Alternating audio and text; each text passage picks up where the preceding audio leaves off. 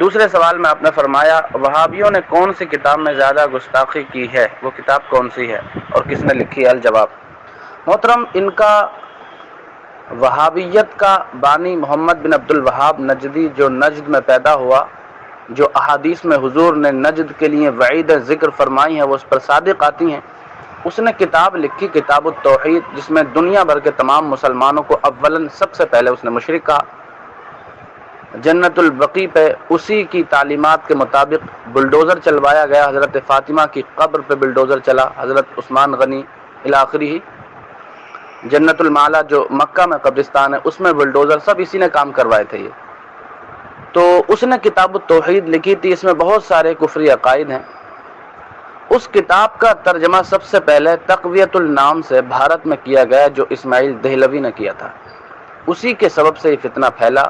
لوگوں نے اسے ایکسیپٹ کیا اور یہ وہابیت پھیلتی گئی۔ اصل میں جو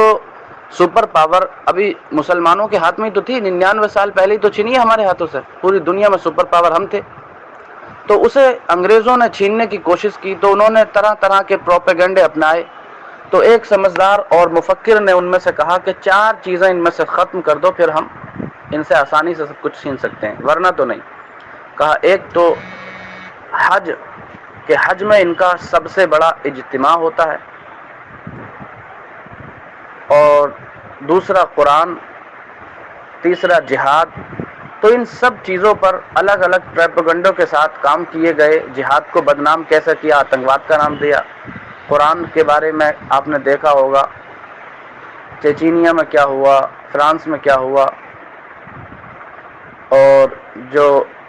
عمر فاروق نامی لڑکے نے جو مقابلہ کیا تھا، اس کا نام مجھے بھی نہیں آ رہا اس ملک کا، وہاں کیا ہوا، اور اجتماعات مسلمین پہ کیسے کیسے حملے کیے گئے آپ دیکھ سکتے ہیں۔ اور چوتھی چیز ہے حضور علیہ الصلاۃ والسلام سے محبت، اس پہ حملے کرنے کے لیے انہوں نے اس کا وہابی کا سہارا لیا،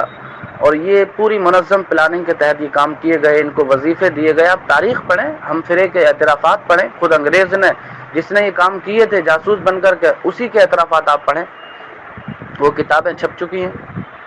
تو یہ کتابیں ہیں، اور جیسے حفظ الایمان نامی کتاب ہے، سمجھ آ رہی بات، فتاوی رشیدیہ ہے، تحذیر الناس ہے،